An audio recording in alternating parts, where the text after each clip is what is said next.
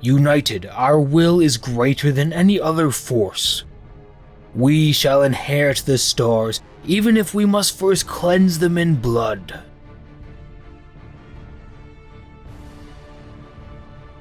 Among the subjects of the greater good, many are upheld as legendary proponents of its values. Diplomats, inventors, and warriors among such scions of the Tau Va, though many have been upheld as exemplars to follow, there do exist some whose legacy has been tarnished by betraying the ideals they swore to uphold. For today, we shall elucidate the peerless soldier who, despite his pedigree, abandoned the Tau Empire to pursue his own interpretation of the Tau Va. The far-sighted former commander of the Fire Caste, Chas-O Viola Shova Case Montier. Born on the Sept world of Viola, the promising scion of the Fire Caste began his studies of war within the domes of the training capital city of Montier. A dedicated pupil of the academy, known for his insatiable appetite for knowledge, it would take mere days for his brilliance to be noticed by his instructors. Known by his peers as Shova, for free Terran cycles, his fact-finding raids of the enrollment centers of the senior academic branches belied his talent for retaining information and seeking out advantages by any means necessary. Nicknamed Shou, which means inner light by the Tau dialect, due to his ability to predict the actions of those around him with unerring accuracy. Despite his colleagues' older age, none could deny his determination and perfectionist spirit.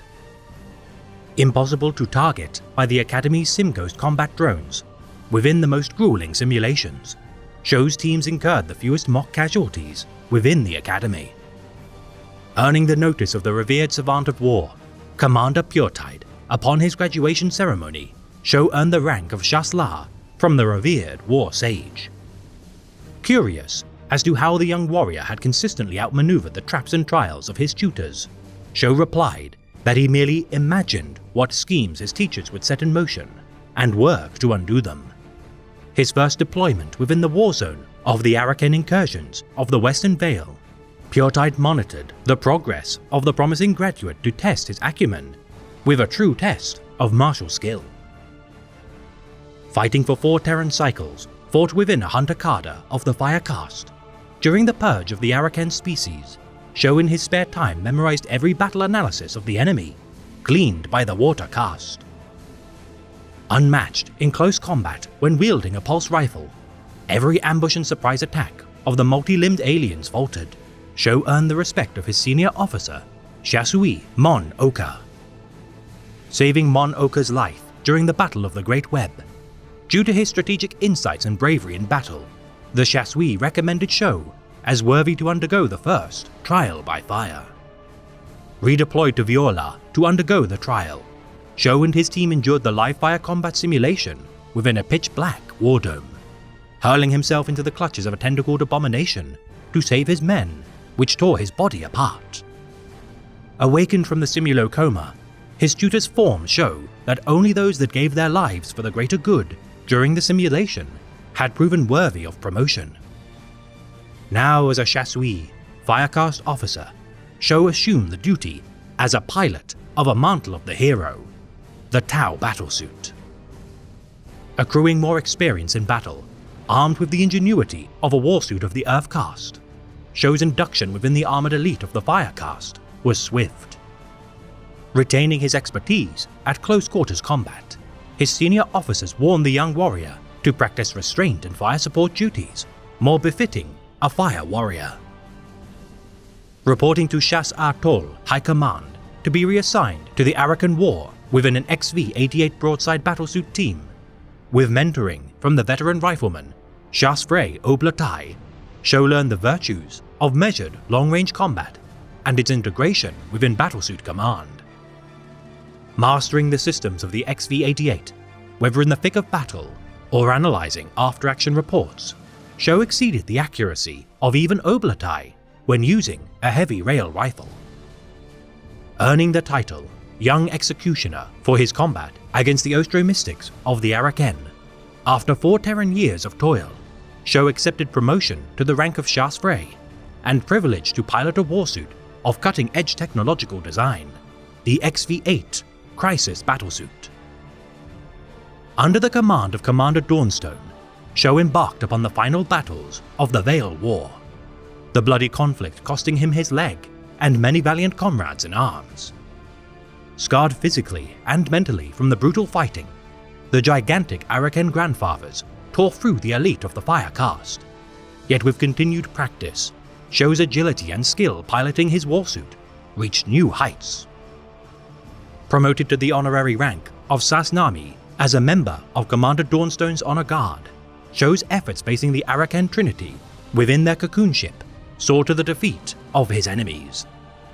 As a final spiteful act, an infestation of Araken skitterlings ran amok within the flagship of Commander Dawnstone, her life saved by Sho as he blocked the doorway with his body until their venomous tusks ended his life. Awakening within a medbay of the Battle Dome of Montia, Dawnstone informed Sho that his seeming death had been another trial by fire simulation to test his resolve. Promoted to the rank of Shas El as a commander in training, Sho had proven more than capable of earning a place as a student of the revered Commander Puretide. On the world of Dalif Prime, Sho made the perilous trek to the peak of Mount Kanji upon its sheer mountainsides. Slaying a Kanjian snowlynx to act as a counterweight for a makeshift pulley system, kilometer by kilometer, he made his ascent. Finding Commander Puretide to be in a meditative state, 2 young warriors sat by the side of their mentor, Shasera and Case. Their rivalry to earn the approval of their legendary mentor now begun. Each championed disparate philosophies and styles of warfare. Outscoring his peers during their training simulations, Sho's skill would just barely outpace that of his rivals, each spurring one another to greatness through competition. Yet Commander Puretide alone had mastered every of the town martial disciplines and even doctrines of his own devising, his oversight burgeoning his pupils' skills to unprecedented levels of skill. Citing their own differences as contrary strategies to learn from and begin to incorporate, each student looked to their rival's strengths to better diminish their own flaws, yet never truly strayed from the path they saw as optimal. Once accomplishing their studies under Puretide, each assumed a new title to mark their completion of the trials, Shas. Alongside Shaso Shasera and Shaso Case, each discipline of Puretide returned to the Fire Caste as legends in the making, their expertise gleaned from the summit of Mount Kanji, heralding the deeds of their gloried futures. The first actions of Shaso Sho made upon the world of Akunasha against the War of Dok. Within a matter of weeks, the orcs ran rampant across the surface. Arriving to a war zone overrun with enemy hordes, Commander Sho wrestled the one-sided engagement to an even footing, relieving the beleaguered forces within the planet's biodomes. Meditating on the nature of the Orc menace, Oshova's efforts in understanding the aliens' barbaric tendencies and brutal methods of waging war proved crucial to turning the tide of the Akunasha War. Billions of orcs outnumbered the Tau forces by approximately 400 to 1, yet Osho had a means to stem the tide, the way of the broken sword. Drawing from the teachings of Puretide, Commander Sho drove a blade into the command throne of his headquarters before snapping its buried tip from its edge, creating an analogy of his intent. Observing the orcs' tendency to be led by the largest of their number, Shaso Sho ordered his forces to strike from long range to panic their enemies' numbers. Manipulating the orcs' might makes right mentality by striking suddenly before retreating, the orcs, when bereft of enemies, invariably turned against one another to quench their bloodlust. Reducing their numbers during the year known as the Great Thinning, stealth operatives patrolled the dunes of Akunasha, targeting the largest orcs as high-value targets. Using such targeted strikes to encourage infighting and record insights on the orcs' behavior, with time, Commander Sho deciphered the orc language and their crude methods of writing. Foreseeing their actions before they unfolded, Chasseux Chau earned the title Far-Sighted from his command staff, shortened into the name Chauvard. Ordering his hunter cadres to strike vehicles marked with the glyphs Boss, Mech, or Doc, Hammerhead and broadside support laid waste to the Orc leadership before they even had the chance to take to the field. Tasking the Earthcast to record and broadcast audio snippets of Orcish challenges and insults across the comms networks stolen from Tau forces, minor conflicts erupted between and within each clan and tribe. As the Orcs busied themselves fighting one another, O'Chauvard saw to food and resupply efforts directed to the defenders within the biodomes, their number adding to Farsight's men as he prepared for the final battle. Despite his efforts, surprisingly, the Orcs had swelled in number rather than lessened, their resourcefulness proving difficult to counter, as theories of Orc reproduction proposed by the Earthcast savant, Ovesa, derived their genetic makeup to be fungal in nature. Abandoning his assassination tactics, in light of the Ethereal Cast's refusal to commit more resources to the ailing warzone, Commander Farsight drafted a tome known as the Book of the Beast, compiling his insights made of the Orc species. Distributing volumes to be read by every Carder Fireblade, Sasui officer, and Kroot Shaper within his army, Commander Farsight knew that to win this war, understanding of the Orc strengths, weaknesses, and mindset could not be overlooked. Creating propaganda vid feeds of Commander Farsight and the indomitable Commander Brightsword taking to the field to bolster morale, Ambassador Paul O'Case made a show of how even in melee combat range, the Orcs could be overcome with the Tau's martial skill. Slaughtering the Orcs by virtue of their understanding of their enemies, the Book of the Beast had proven to be the greatest boon possible for Farsight's warriors. Conducting Montcast strikes within the dunes of Arkunasha, which allowed for few casualties and enormous losses to the enemy, the initial gains made by the Tau regardless ground to a halt due to the efforts of the Orc mechs. Within Ghoul's Gorge, Drillarn Stompers unleashed devastation, protected by force domes of the mech's devising, the heavy rail rifles of broadside teams proving useless when attempting to breach their defenses. The efforts of Commander Brightsword proving that the only means to circumvent the Stompers' shields was to attack from close range, the Orcs' brutal advantage in such quarters could not be avoided. So began the massacre at Ghoul's Gorge, the cause for the largest loss of life for the Tau during the entire campaign, forcing Commander Farsight to withdraw from the fray to devise a new strategy. Requesting reinforcements from the Tau Ethereals once more, only a single Orca dropship descended upon the landing fields of the Argap Highlands. The Ethereal, Aun Shi, alongside two ceremonial guards, met with Farsight and his command squad, the Warrior Lord ordering Commander Farsight to withdraw all forces from the doomed war of Arkunasha. Following the order of the Ethereal Council, the next year of evacuations were a bitter pill to swallow for O'Chauvard. The loss of thousands of warriors escorting civilians to the Argap Plateau as Orc corpses littered its surrounding valleys. With the evacuation complete, Commander Farsight would not be present for the eventual victory claimed a year subsequently. Yet his tome of Orc warfare would prove to be the most potent weapon within the Firecast's arsenal when combating what remained of the war. Yet soon, a new enemy would test the genius of O'Chauvard, a foe so numerous and zealous that even the war of Arkunasha would seem trite by comparison. The first instance of the Tau Empire's interaction with the Imperium of Man would be marked with incalculable violence of an overwhelming degree. Within the Damocles Gulf of the galactic eastern fringe, several Sept-worlds had been established in the wake of the invention of the ZFR Horizon Accelerator engine, yet with the conclusion of the second sphere of expansion drawing to a close, the Tau Empire had encroached on territories contested by the subjects of the God Emperor of mankind.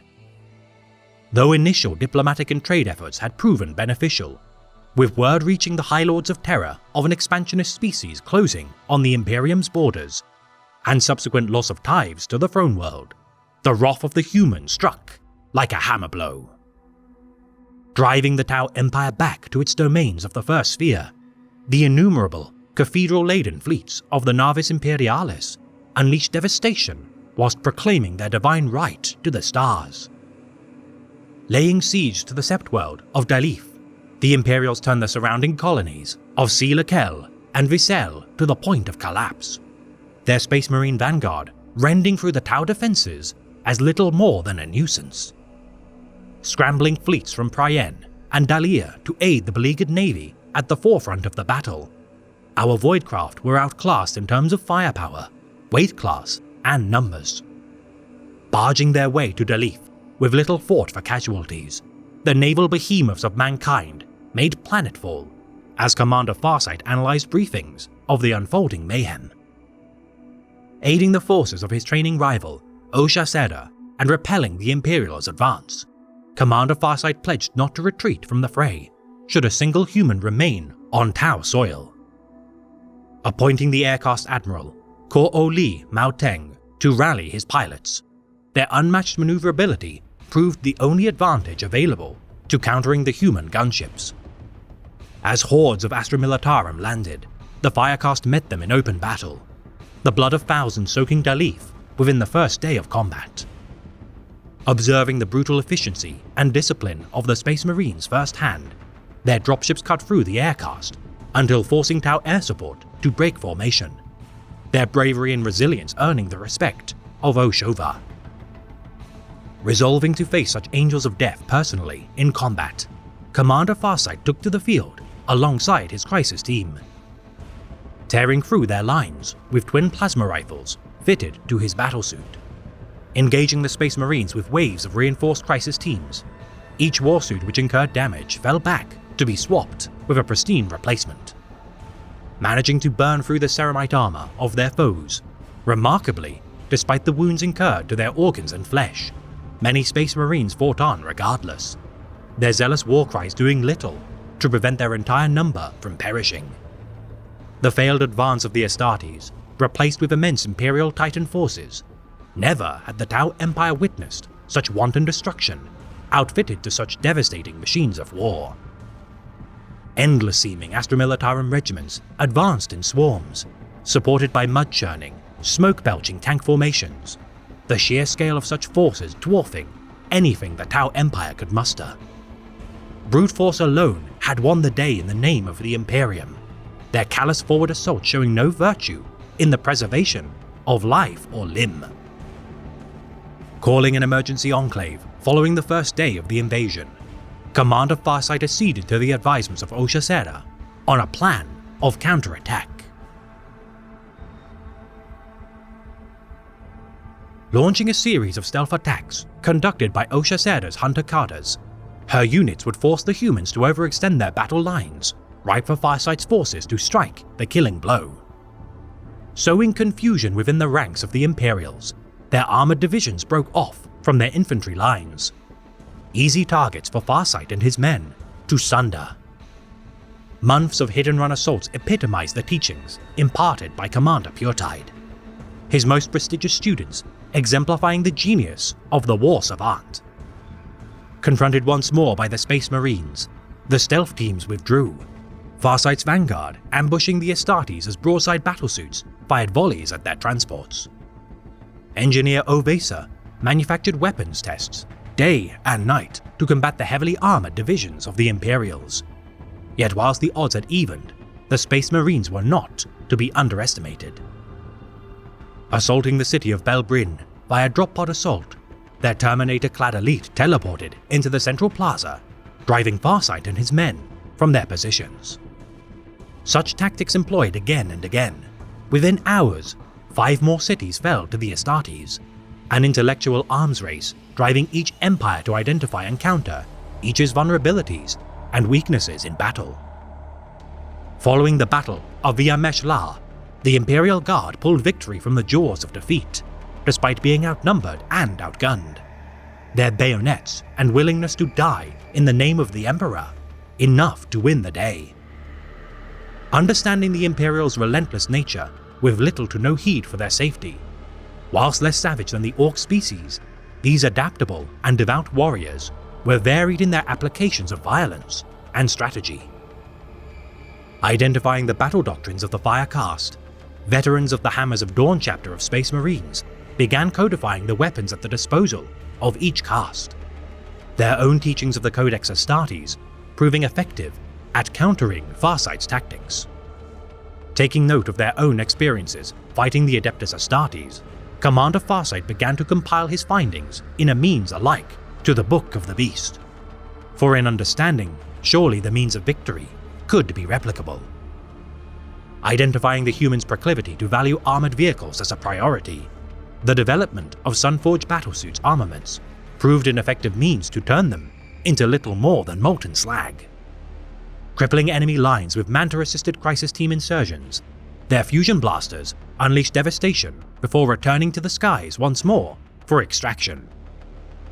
Commander Oshacera utilized the rotation of Dalif's sun to aid in the concealment of her forces, her raids on enemy positions under the cover of darkness, earning her the title Shadow Sun. Regardless of their innovative strategies, neither Oshova nor Oshacera could hope to match the Imperial sheer numbers nor pitiless slaughter. The Ethereal Caste implementation of experimental neurochips of Commander Puretite's psyche into Carter Fireblades and Commanders, doing little to halt the Imperium's advance. The best and brightest battlesuit pilots reduced to crushed piles of shrapnel by wizened mind scientists protected by little more than rags. To the collective horror of the Tau Empire, this was a foe that no manner of weapon in their arsenal could currently stop. Crude mercenaries supported by gun drones pinned enemy positions for Oshacera to breach, the crude carnivore's siege of Relatas proving so savage that footage of their slaughter shall never be broadcast to the subjects of the Tau Va. Half of Dalif had been abandoned, the husks of its once glorious cities reduced to rubble, whilst reinforcements of the Tau Sept worlds drove the Imperial Navy to fall back. The Space Marines' dogged adherence to their doctrines of war had been exhausted, for with Farsight's insights, the Fire Caste began to undermine their strategies. Spread too thin, the Imperial commanders began to withdraw their numbers, their supply lines unable to compete with the Tau Empire's trade routes, and news of additional threats to the Imperium demanding their attention elsewhere. Allowing the Imperials to retreat from the war zone, the Ethereal Caste's mercy prevented further blood from being spilled, Captain Savaliak of the Hammers of Dawn accepting the truce.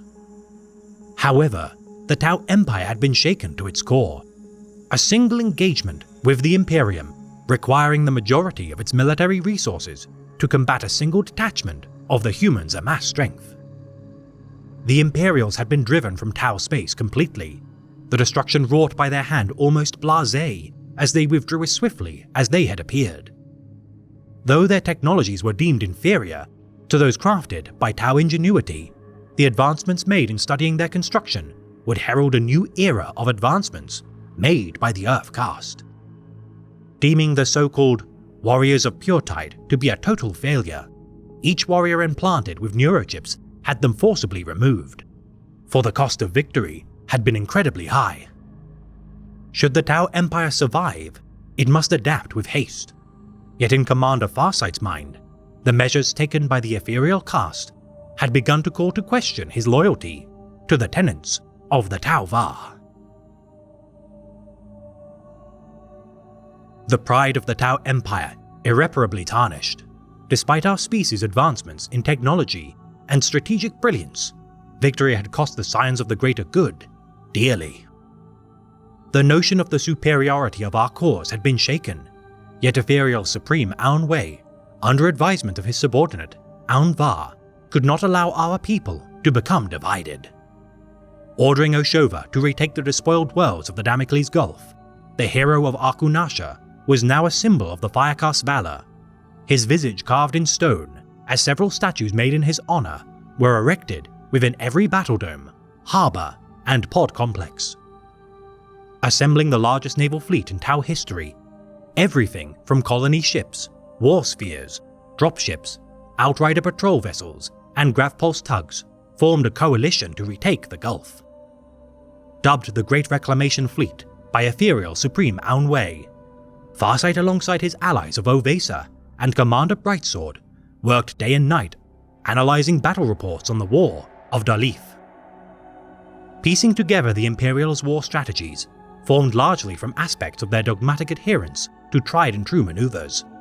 Elements such as the Hammers of Dawn had proven fanatical in following such doctrines to the letter.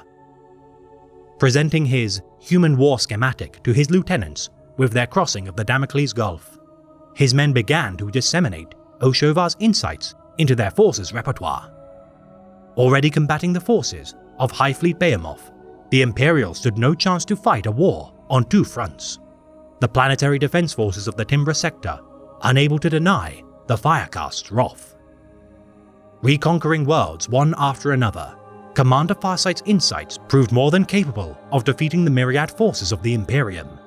The Farsight Expedition, as it would be known, inflicting many wounds upon mankind. Losing half of his fleet as the war waged, Oshovar knew that reinforcements would not be forthcoming.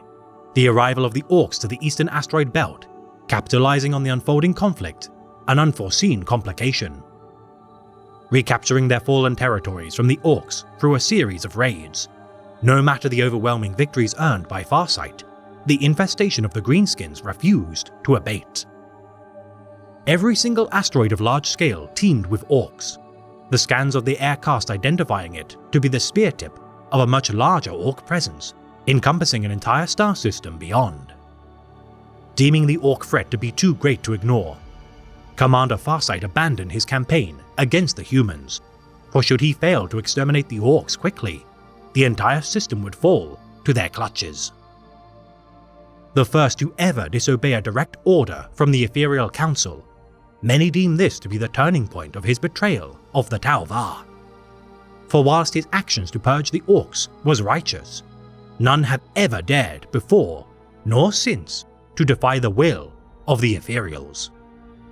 His first tactical error proving to be devastating, Farsight's assessment of the Orcs infesting the asteroid was only partially true. For in reality, the asteroids were not mere outposts, but mobile voidcraft. Conglomerated clumps of debris, fused with crude engines and biodomes, marked the belt as an entire Orc fleet. The Book of the Beast helping to identify high-value targets by decoding runes etched on their surface, leading to swift victories. Not content with thinning the Orc strength, Commander Farsight would settle for no less than their total annihilation. Their withdrawal to the fringes of the Tau Empire to prey on its populace, an unforgivable development to his plans. Obliterating the Orc asteroids for several weeks, the loss of Admiral Kor-O Limao Teng strengthened Oshovar's resolve as he purged the Orcs from Tau space.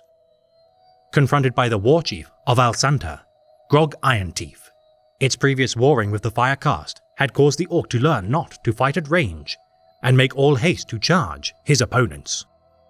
Dividing the asteroid fleets of the Vorak Belt into two parts, one would hurtle towards the desolate world of Arthas Moloch, whilst the other forged a path to the Tau world of Atari Vo. Identifying a dagger-like asteroid as the Orcs' flagship, Farsight joined forces with the defenders of Atari Vo as the Orc asteroids plummeted into the primary continent of Vo High, killing millions from their impacts. The planet's capital city, Tau Rota Shah, reduced to a hollow crater by the impact of the dagger asteroid. Its shield cores protected the Orcs within before spilling them forth onto the surface. Humbled by the brutal efficiency of Grog Ironteeth, the resulting bloody campaign proved costly to achieve victory, the grueling months of war weighing heavily on Farsight's mind. Leaving Atari Vo with victory achieved for the Tau Empire, with Farsight's return to the Damocles Gulf, further misery awaited him. Finding his outposts in a state of full-scale war, Farsight found no sanctuary within the system he had painstakingly established. Several Orc asteroid voidcraft had slipped the net and sought to gorge themselves on the innocent, the fighting on the world of Violos incurring some of the worst casualties. All had plunged headlong into the fray, coming to rest upon the obliterated craters which they had formed. The outpour of orcs overrunning the remaining defenders as desperate struggles for survival broke out across the planet. For months, Farsight's lieutenant stemmed the tide as he meditated beneath the ocean for 7 cycles within his crisis battlesuit. His reflection on a means to defeat this relentless foe, causing dissent to grow within the ranks of his subordinates. Seeking inspiration from the water's depths, Oshovar next ventured into the sulphurous tunnels of the earth, then the dried forests consumed with fire. Ordering the aircast fighter pilots of the campaign to release their propellant gases across the surface, a wall of emissions blanketed the earth, its ignition by Farsight's plasma rifle, creating a wall of fire propelled by gale winds of the planet. Scouring the surface of Violos with cleansing flame, Farsight next planted seismic fibrillator nodes constructed by Ovesa within the ocean depths of the world of Salash Hay to drown the orcs with colossal tsunamis. Upon the world of Lub Graal, Oshovar deployed further seismic fibrillators under the Great Abyss, Bogal, the resultant earthquakes burying the orcs with metric tons of rock and earth. Returning to Violas and ordering his men to conduct a mass Talisera bonding ritual, his forces would be bound together, and with morale heightened, their purge of the orcs would come to fruition. Sterilizing the surface with artificial firestorms before culling those who stubbornly refused to die. Finally, Commander Farsight faced Grog Ironteeth in single combat. Slaying the creature in a duel of martial skill, the ashes of the orc now remain within a globe, etched with the worlds sundered by its ambition. Tracking the orc remnants to the world of Arthas Moloch, Farsight's orc killer Carders expunged the greenskin presence from the ancient world. Yet within an 8-pillared temple, identified by the aircast as the Great Star Deus, flashes of light exploded from its summit as each orc fell to the guns and blades of the Firecast. For within its embrace, a powerful artifact lay in wait, a weapon which Farsight would find too powerful to ignore.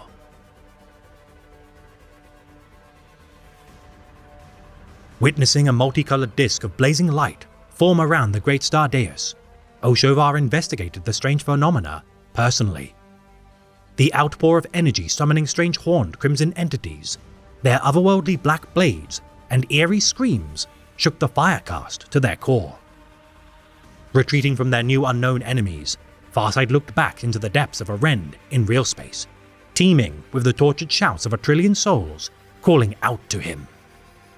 Emotionally scarred from the instance, Oshovar had observed a power mightier than any he had ever fought, his battlesuit falling into a cobweb tomb as the trauma sent him into a coma. Waking within the medbay of his flagship, the battle reports of the conflict unfolding on Arthas Moloch were grim. Orcs had amassed around the Great Star Deus, drawn by the violence erupting from the strange portals, gleefully hurling themselves to the point of extinction on the blades of the crimson entities which carved swathes through their lines. Unwilling to allow this unknown force to spread beyond the domains of Arthas Moloch, Commander Farsight resolved to seal the breach in real space before worse denizens from beyond the Veil could spill forth. Deploying Hunter Carders into the fray, winged beasts spilled from the disk of light as orcs scrambled over their dead to test their strength against the entities. Combating the winged beasts with broadside artillery, the ranged weapons of Farsight and his crisis teams did little more than stun their foes. Fighting the Goliath snarling creatures in close range, Farsight scanned identified a weapon clutched by a statue of the Great Temple Dais, its edge enough to parry and defend against the entity's fell axe. Rallying his men to his position, the death of Ethereal's Aun Los and Aun Diem proved a deadly blow to morale during the moment of thickest fighting. Observing a hexagrammic medallion within the tomb to be capable of repelling the entities, Farsight ordered his men to retrieve any objects marked with the same symbol. Carrying the talismans of Arthas Moloch as they formed a perimeter around the Great Star Deus, Oshovar ordered that no blood must spill within. His theory that the entities needed blood to sustain their presence proven by their howls of displeasure. Upon raising the blade claimed by his hand, the hexagrammatic medallions rose and sealed the portal. Purging the ruins of the remaining Orc presence, Farsight's army was shaken from the battle and now bereft of the guidance of the Ethereals. Keeping the powerful weapon regarded as the Dawn Blade by his side forevermore, Commander Farsight would stand ready to face the Molochite entities when next they presented themselves. Beginning to understand the limits of his perception of the material planes beyond his current comprehension, Oshovar ruminated on the realities which he had witnessed beyond the skeins of the material realm. Making connections to the means with which the human fleets had spat forth with such haste during the Damocles Gulf Crusade, Farsight surmised that the ethereal caste could not be blind to such blatant examples of such phenomena. Pondering on the ethereal caste's uncanny ability to influence their subjects, the seed of discord grew within Oshovar as he mused on whether these unnatural powers belied their manipulations. Knowing that should he voice such findings, the resurgence of another Montau or Time of Horror could be heralded, Oshovar kept secret his misgivings, knowing that their impact may well sunder the foundations of the Tau Empire irreparably. Realizing himself to be the single greatest threat to his people's prosperity, Oshovar abandoned his battlesuit and fled into the wilderness of Violos. Eking out an existence as a hermit within the arid caves of the plains, the deeds of the Farsight expedition died out across the Septworlds of the Empire in subsequent years. Proclaimed dead by the Ethereal Council due to his advanced age, little would the Tau populace know that the relic of the Dawnblade sustained his life as the Empire mourned his passing. The Farsight enclaves flourishing despite the seeming loss of their leader. Regardless of their separation from the Tau Empire, this independent separatist group repelled countless incursions from the Orcs. Adopting the colors and heraldry of Commander Farsight's elite cadre, the red-clad defectors of the greater good stoked the rage of the ethereal caste and its new leader, Ethereal Supreme Aunvar. Destroying every trace of Farsight's heroic deeds, Aunvar declared Oshovar as a rebel to the cause of the Tau Va, a heretic whose influence must be condemned and redacted. 100 years passed within the enclaves with no word of their leader, the end of the 41st millennium hearkening dark days to come for this band of renegades. A new ferocious species, the Tyranids, besieged the boundaries of the Tau Empire, the voracious hunger of Highfleet Gorgon reaping horrific casualties as its tendrils bore deep into its territories. Looking up to the now purple-grey skies of his homeworld, signs of mutation among the flora and fauna of his refuge spurred the ancient Tau warrior to act. As Violos endured the terrifying abominations from beyond the dark corners of known space, a glimmer of hope shone bright with the return of their legendary commander, his genetic testing as the true pilot of his revered battlesuit, allowing him to take to the field once more. Studying every observational report on the Great Devourer, Commander Farsight quickly coordinated a response, the use of aerial supporting fire championed as a capable means to counter the invaders. 80 crisis teams, spearheaded by Farsight, targeted winged Tyranid forces, engaging the largest of bioforms as bombing runs obliterated the swarms en masse. Thwarting the mind-linked brood with great efficiency, with every slain leader of the swarm, thousands perished to destroy each single high-value target. Adapting to Farsight's tactics with unnerving regularity, Oshovar's initial plan to behead the foe proved impossible, abandoning his preferred killing blow tactics in favor of the patient hunter creed. Evacuating the planet until only 12 souls remained on its surface, Farsight alongside his honor guard and 3 of Lugral's most capable Earthcast engineers gathered samples of the Tyranid biomass. Developing a biological countermeasure in secret, Farsight's minimal numbers prevented their detection by the Great Devourer, remaining undiscovered until their 8th day of toil.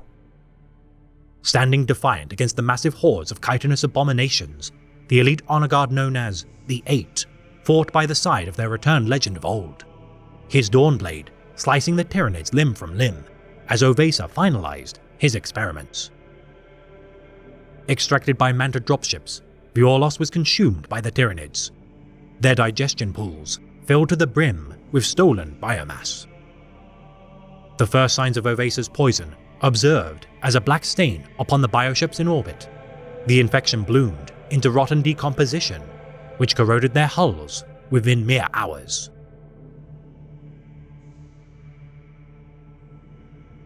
Rebuilding Violos to its former glory, monuments of the Earthcast engineers who had acted as the vector to which the poison spread were immortalized as statues overlooking the memorials of the fallen constructed upon Lub Graal. Knowing now that courage was not a virtue exclusive to the Firecast, the sacrifice of these noble souls proved in Farsight's mind that to achieve the ideals of the greater good, the ethereal caste were not necessary. 3 centuries of war fought by Oshova had seen him turn from hero to rebel in the eyes of the Tau Empire. Yet as the returned leader of the military dictatorship of the Enclaves, Commander Farsight found new purpose. Once more combating the Orcs, led by the Bad Moon's war boss, Nazdreg Ug Erdgrub, reforged from the tattered fragments of the War of Daka, Oshova confronted the Greenskins on the world of Werborg. Struck by a psychic blast emitted by an Orc Weirdboy, a vision of Oshova, drenched in blood, adorned with skulls and fighting with a large bronze axe, mimicked his vision first perceived within the great Temple Deus. Driving the Orcs back to the capital of the Empire of Alsanta, Dregrock, the Enclave forces broke the chains of the suspended orbital shipyards before assaulting Drek City. Alongside his men, Commander Farsight thwarted the construction of experimental telefragger weapons which combined force field and teleporter technologies. Overloading the engines of Nazdreg's mobile battle fortress, the Git Crusher, little would the Tau realize their efforts in slaying Nazdreg would be observed by the elite Xenos hunters of the Imperium, the Death Watch. Led by Alpha Legion infiltrators, unbeknownst to their ranks, the Death Watch stood in reserve as the pawns of Vashtor the Arcaphane waited patiently for the arrival of the Ark of Omen, the Unhallowed, into real space.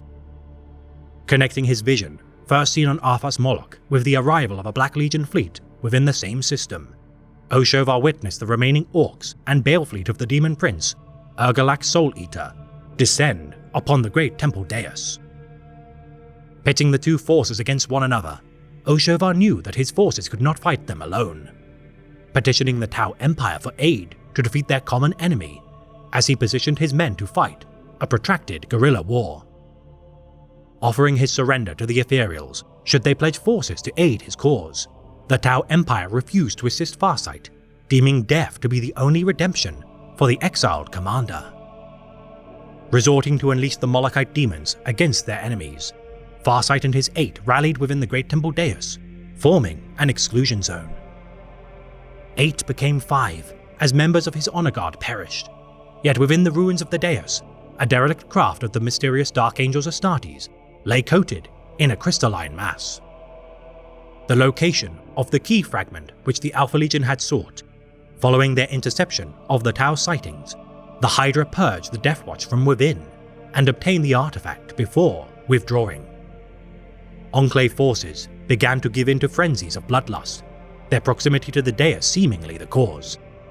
Yet with the conjuration of a strange green energy by the Orc Weirdboys which banished the demons, Farsight knew that victory was now impossible.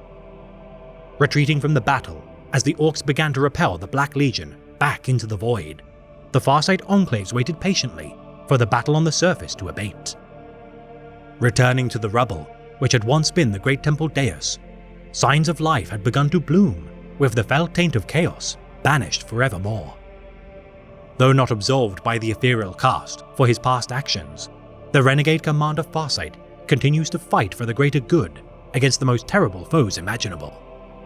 His pursuit of a united Tau species, free from the oversight and commands of the Ethereal Council, seemingly dooming him to a life of suffering and misery.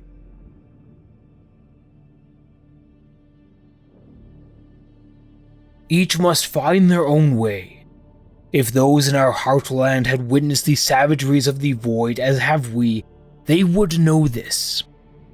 The hand of each of these starfarers is turned against the other. None will join their strength together just to see their ancient enemies prosper. Neither should we.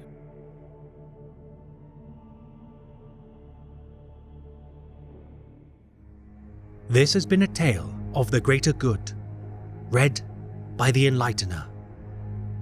Heroes and legends are never pure of corruption, failings, or flaws, for it is impossible to earn wisdom and experience with no blemishes to one's reputation. Often the path of righteousness can be blurred or obscured, achieved only through difficult decisions and harsh realities. In your efforts to achieve prosperity, inner peace, and valor, be wary of the cost involved. For vindication for your actions may not be forthcoming from your most fervent critics and uninformed objectors.